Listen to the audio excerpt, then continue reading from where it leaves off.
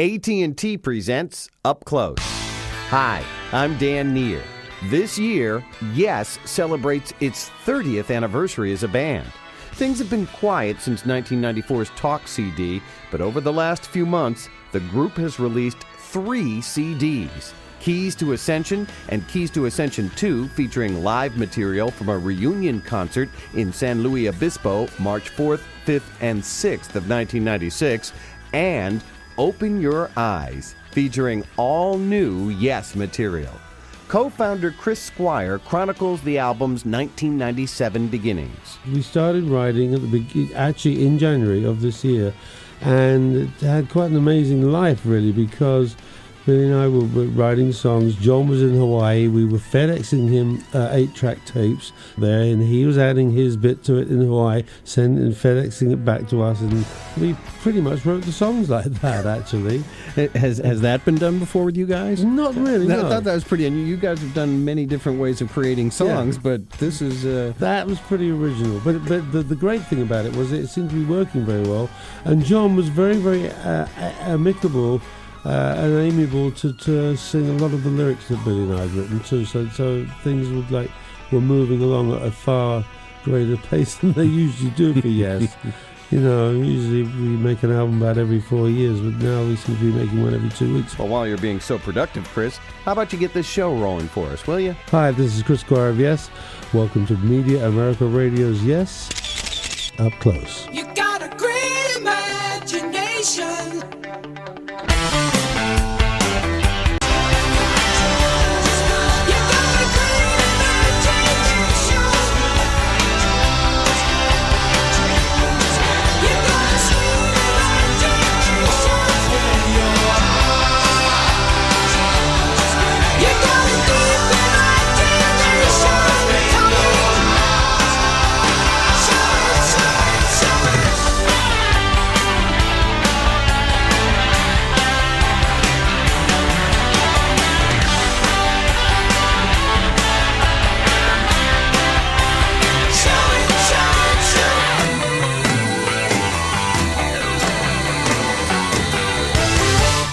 That's the title of Yes's new CD, Open Your Eyes. This collection of Yes features John Anderson, Chris Squire, Steve Howe, Alan White, and relative newcomer Billy Sherwood. I had an album called World Trade in 1988-89, and it had its roots in kind of progressive Yes-isms, and Chris heard it and really thought it was pretty interesting and wanted to meet me.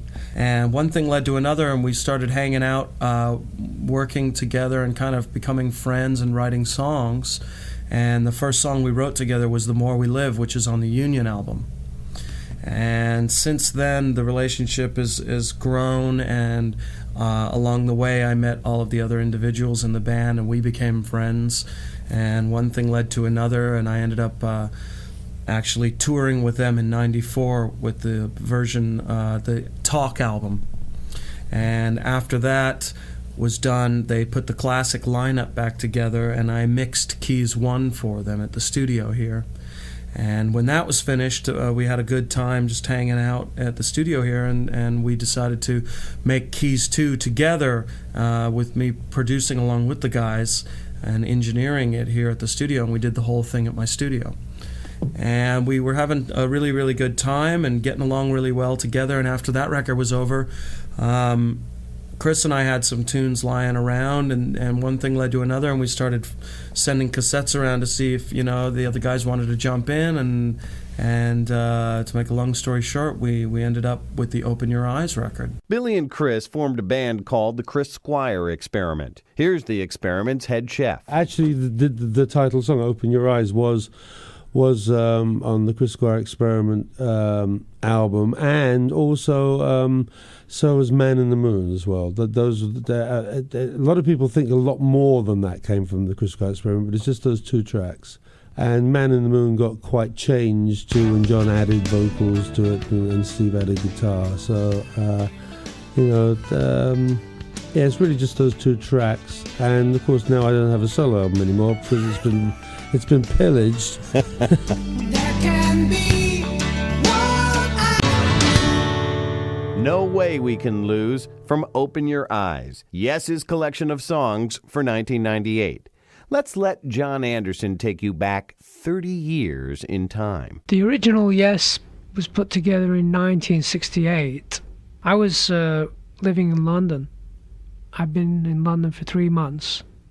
I was working in a bar, cleaning up glasses and things every night and sweeping up. And I went in one evening, and there was a guy, a very tall guy at the end of the bar. And my friend Jack Barry, whose club it was, he said, "You should go and talk to that guy, he's a bass player. He's been wanting to get a group together for a while." And that was Chris. And then within about 2 weeks, we'd found Tony Kaye. Bill Bruford we found in the Melody Maker, which is sort of a newspaper, and he put an advertisement in the paper, "I'm a drummer, I'm looking for a band." So we rang him up, and the questions you ask over the phone for a drummer are just bizarre. You say, "What kind of drum, have you got a Ludwig drum kit?" Because if he's got a Ludwig drum kit, it's got to be good, you know. So, "Have you got a Ludwig drum kit, Bill?" Silence. And he says, yeah, I've got one." So I'm sure what he did, he painted his drum kit black so you couldn't see the name. Because it certainly wasn't a Ludwig drum kit. We found that out about 2 or 3 months later. It was a Sonar. It still sounded good, though. Then this guy who had a car, so he could be in the group, he was the guitarist. It was Pete Banks. And he had a guitar, he had a car, that's all right. So we started being a group.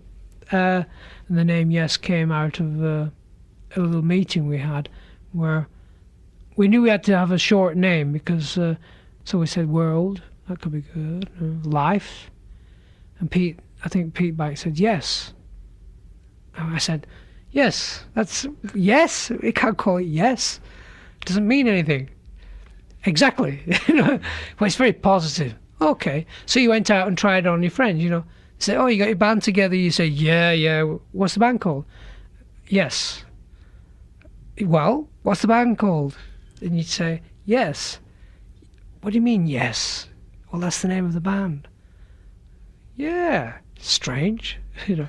So it sort of took off from there, really. I've seen all good people turn their heads each day, so satisfied I'm on my way. I've seen all good people turn their heads each day, so satisfied I'm on my way. I've seen all good people turn their heads each day, so satisfied I'm on my way. From the Yes album, I've Seen All Good People, written by John Anderson and Chris Squire. Someone once told me the basis of pop is repetition, and that song proves it. We'll offer proof that length does matter when Media America Radio's Yes Up Close inserts itself back into your radio in a moment. It's the simple things you never outgrow. We're glad you decided to rejoin us for more of Yes Up Close on the Media America Radio Network. The members of Yes in 1971 were glad to have Steve Howe join the band for their third record called The Yes Album. Chris Squire. I'd seen him play, you know, at the Speakeasy Club in London. I knew how good he was, so, you know, when things weren't working out very well with Peter Banks, who was our first guitar player, we just, moved over to Steve, and that was a very good change. Steve Howe wasn't so sure that his contribution would be popular. When I finished Yes album, I had a tape recorder at home. It was mono.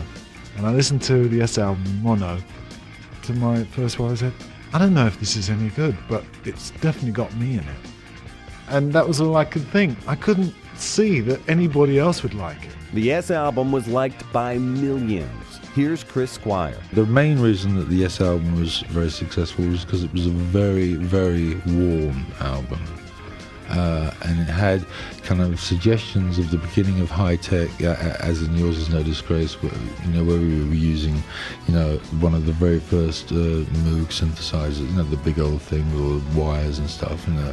So there was that high tech element, but that wasn't it really either. It was the fact that the whole album had a very warm sort of approach to it. Yesterday a morning came, a smile upon your face. Yours Is No Disgrace from the Yes album. a fragile situation on the keyboards when Up Close returns. You know what this is? 40,000.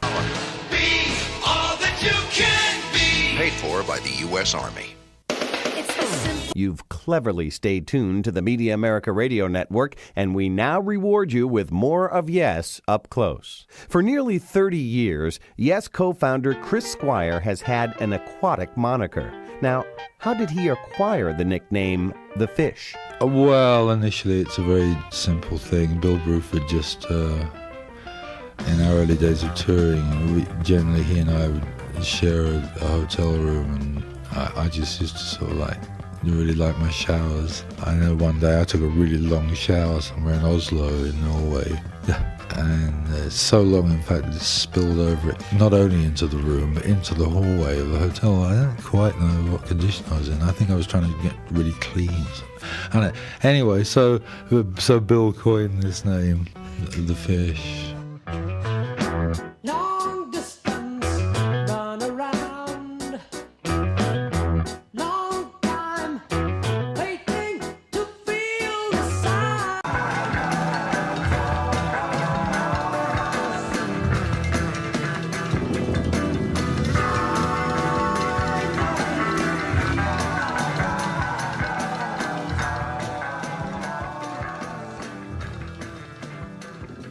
Swimming out of the Fragile CD from Yes, that was The Fish, long-distance runaround, Schindleria Prematuris. That's Latin, by the way, for this part of Yes Up Close is over. Up Close is produced in New York by Media America Radio, exclusively for the Media America Radio Network. The producers are David Bales, Owen Murphy, and me, Dan Neer. The executive producers are Ron Hartenbaum and Gary Schoenfeld. Up Close is distributed on compact disc and copyrighted 1998, all rights reserved. No portion may be used without the written permission of the producers. If you have any comments about this program, please let us know at upcloseinc@aol.com. Join us next time on this station for part 2 of Yes. Up Close. Don't miss it. In and around the lake. Hi, I'm Dan Neer. This week, Up Close checks in with Yes and guitarist Steve Howe. I don't know if this is any good, but it's definitely got me in it. And that was all I could think. I couldn't see that anybody else would like it. Join us for the happy ending, plus great Yes music from their latest CD, Open Your Eyes, classic Yes music, and colorful interviews when Media America Radio presents Yes. Up Close. This week.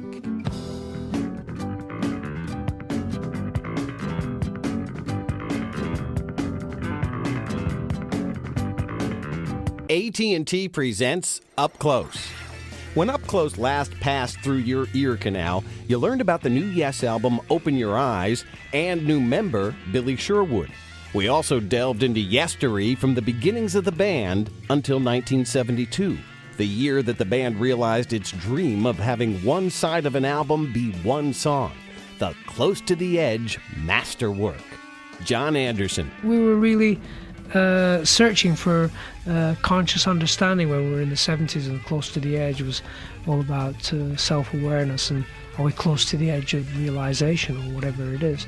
The other side of the coin is that everybody on the earth, we're all brothers and sisters, and as soon as we really accept that, it's not that we've got to understand it, it's just that we've got to accept it, that we are. We will start to look after each other in a more congenial manner, proper. You can't have an American government not accepting the American Indian on the level that the American Indian want to be accepted. There's got to be some. If there is a true democracy, then come on, let's see it. You know, it's like that's why we have major problems in China, because there isn't a true democracy. There isn't a true communism. There isn't a true picture. Maybe the Chinese in their consciousness, I mean, there's a lot of Chinese people have got more than we think about a way to go. It's like they're seeing communism really not the right way, so they're trying to change, and then they see democracy as being said, well, wait a minute, we're not ready for that either. We're looking for the real way, And if the real way might be just looking after each other on the planet. You cannot have a European community hoarding food only 2,000 miles away from loads of children and grandmothers and people who are just starving in Africa because it's politically wrong or collectively right to keep the food here and it'll shift the balance of power. What kind of power are you talking about? Hi, I'm Dan Neer, talking about another hour of celestial yes music. Take it away, John. Hi, this is John Anderson. You are listening to Something from Another Dimension. Hi, this is Chris Squire of Yes. Welcome to Media America Radio's Yes Up Close.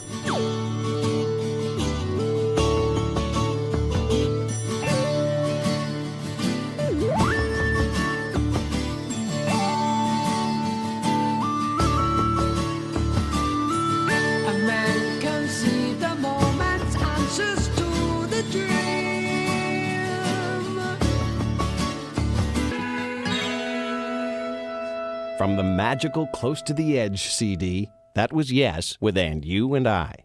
1973 found some of Yes screwing with the magic. Here's John Anderson. Tales from Topographic was very, very strong in its initial impetus. But by the time you've lived with the same guys for 3 or 4 years, there's a certain drawback that starts to happen. People get too personal. You start worrying about each other too much. So if one guy's drinking too much or there's a bit of cocaine hanging around, things like this. I didn't want that in this band. I wanted a straight musical band. And I became sort of a little bit Napoleon-like, or a lot Napoleon-like, and say, this is the way it's got to be, guys. Yeah, they stick it out or forget being a real true musician. And it was a very difficult time because we're trying to handle 4 20-minute pieces of music and pull it together. A lot of people do say it's one of the best things we ever did. I know there's certain parts of it could have been a lot better, but it did take a lot out of the group of musicians. It really was an exhausting year. But for me, it was a great experience. And I know, some you win some, you lose some. So you went through that sort of period of time where I became a little bit unsure as to why I was pushing the guys in this direction, that direction. When we did Going for the One, there was a general feeling of calming down a bit. I woke this morning, love laid me down by the river, drifting my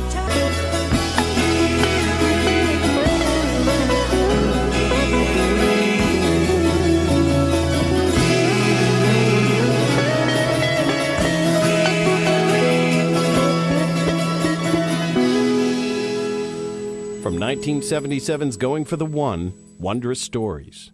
John Anderson says no to Yes, and the band gets buggled when Yes Up Close returns after a few words from our sponsors. Monday on the WB it begins. The spectacular Buffy 2-night event. Everything Buffy. The Yes years between 1978 and 1983 were filled with turmoil. Rick Wakeman had left the group, and then he returned for the Going for the One and Tormato albums.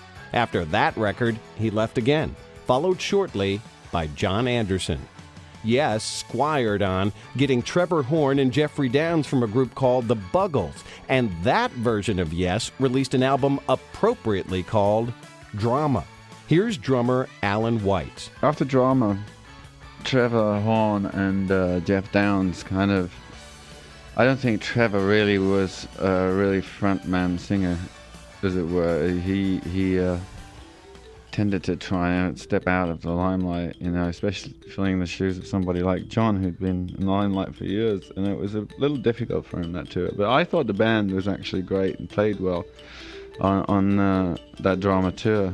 And it kind of fell apart a bit. It was left with Steve, Chris, and myself just playing, and eventually Steve formed this other kind of thing, and with Asia, because there wasn't much going on at that time, and then Chris and myself were still left playing. We did a few about 8 tracks with Jimmy Page, intention of kind of forming something in that area, or to see, at least test it out, to see how it was developing. And that was fine, and it was starting to get somewhere, but we recorded in the studio but never actually got to the final recordings. It was all demo stuff that we'd done. And it kind of fell apart a bit, and of course at that time I think that was when we first met Trevor Rabin. So Chris and myself were impressed with Trevor, and Chris got Tony Kaye involved, and then that's when we were going to be known as Cinema, which leads all the way up to the Yes You Know now. But how did we get John Anderson back into the fold? Keyboardist Tony Kaye. John breezed into town, into London, when we were recording, almost at the end of 90125, and decided to warble on the tracks. And of course, at that point, from cinema, it became Yes. You can fool yourself. You can cheat everyone eventually. As you happen to say. It Can Happen from 90125. South African-born Trevor Rabin injected a new life into Yes when he joined this group of merry men.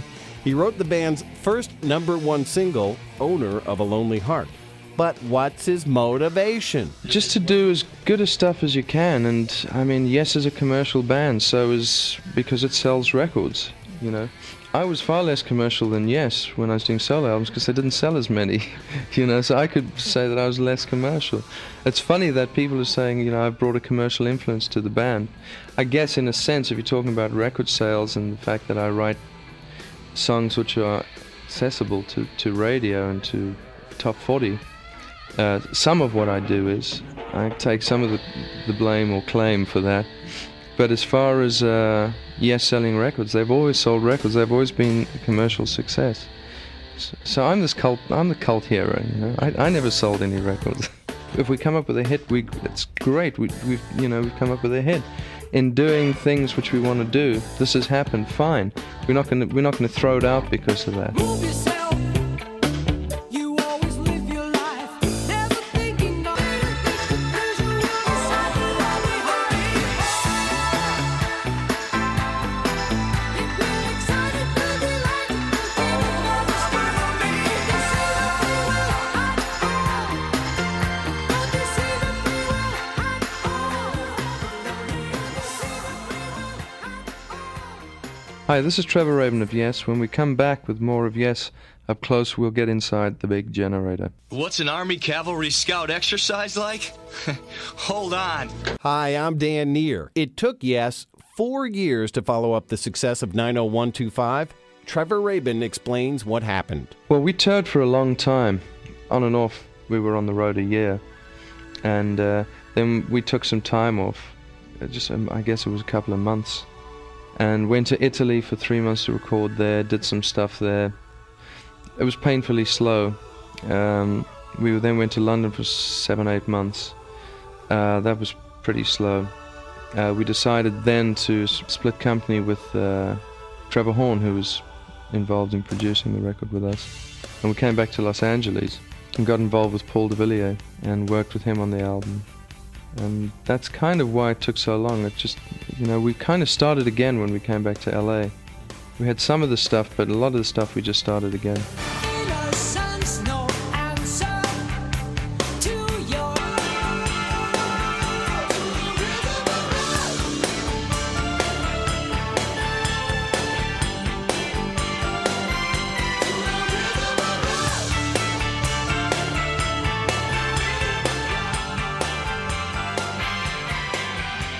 From the Big Generator Yes CD, that was Rhythm of Love.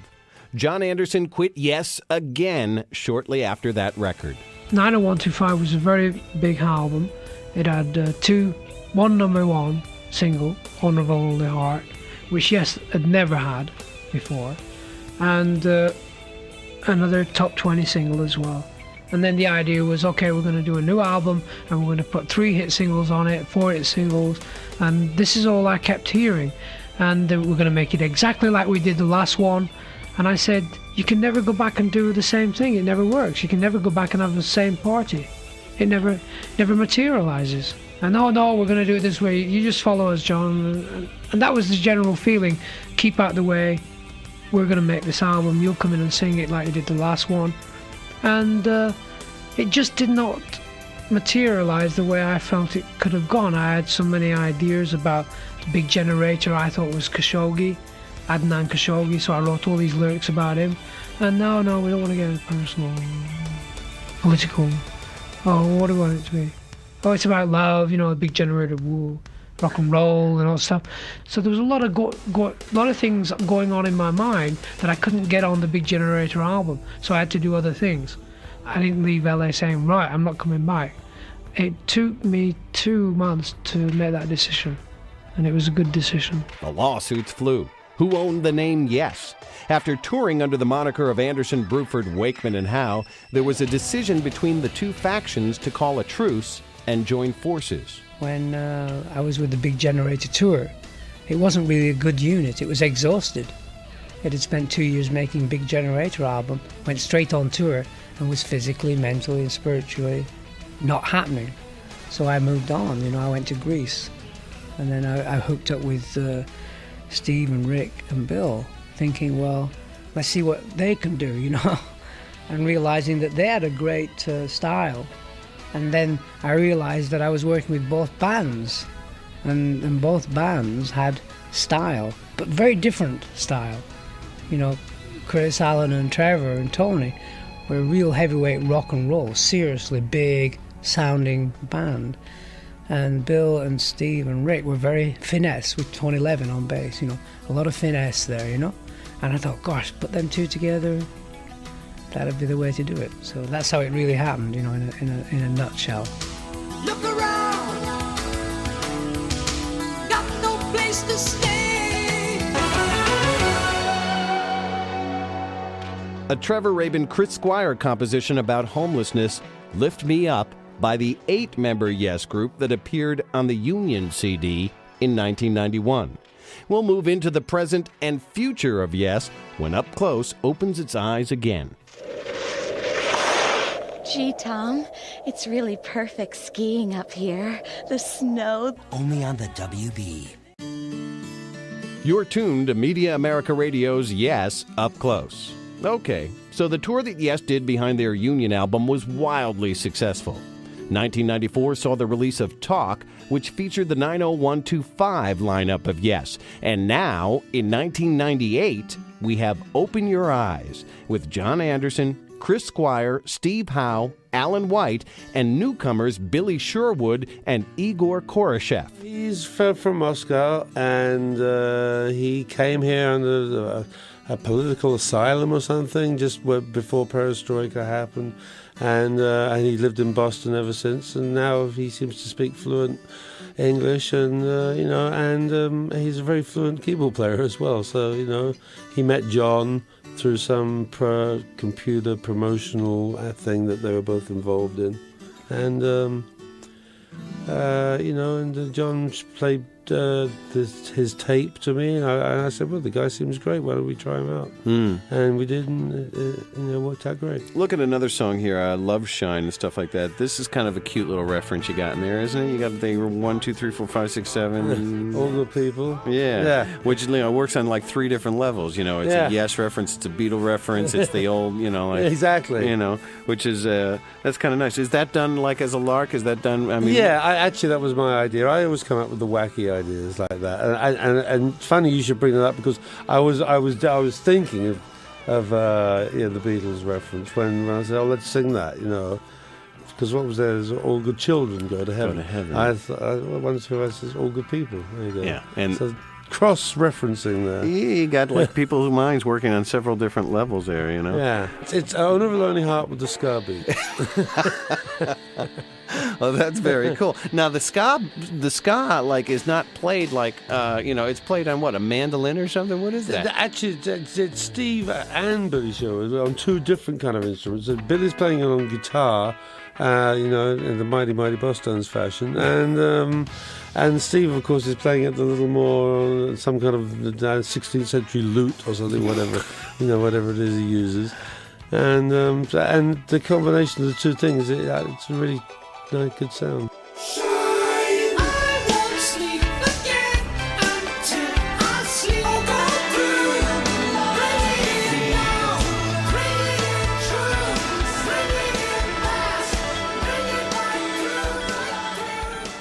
Love Shine burst out of Yes's latest CD, Open Your Eyes.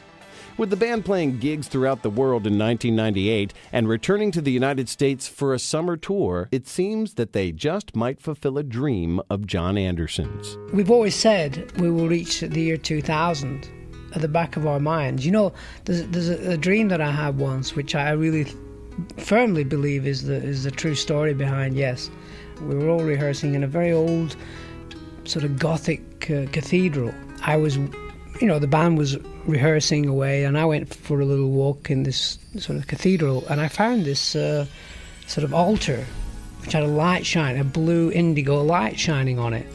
And there was this incredible book, and it was a real solid gold encased book. And I unlocked it and looked inside, and it was the songs that we were doing. It was actually 12 healing songs, they were called. And these healing songs were really what we were doing. I was looking through the manuscript saying, gosh, that's the same song we just rehearsed. And I'm thinking, gosh, these are incredible. And then I read the story at the front of the book, which explained that every 3,000 years, for the last 10,000 years, 8 musicians have got together, 8 people have got together and performed the healing songs of eternity. And this is the 3rd time. So in some ways, I was thinking, gosh, this would be a great idea for a book, for an album, that we would use these healing songs for the album, and we would use the album cover like this. And it just seemed like a logical, conceptual album, And I thought, great, I could really... I said, wait a minute, this is a dream, isn't it? And then this voice said, John, it's your dream. You can take this into reality if you want to. So I thought, yeah, I'll do that. We'd like to thank Mark Diller, Laurie Dunham, and Jeff Varner at Left Bank Management, and Doug Desher. Up Close is produced in New York by Media America Radio exclusively for the Media America Radio Network. The producers are David Bales, Owen Murphy, and me, Dan Neer. The executive producers are Ron Hartenbaum and Gary Schoenfeld. Up Close is distributed on compact disc and copyrighted 1998, all rights reserved. No portion may be used without the written permission of the producers. If you have any comments about this program, please let us know at upcloseinc@aol.com. Join us next time on this station for more of the best in rock. Up Close. Don't miss it.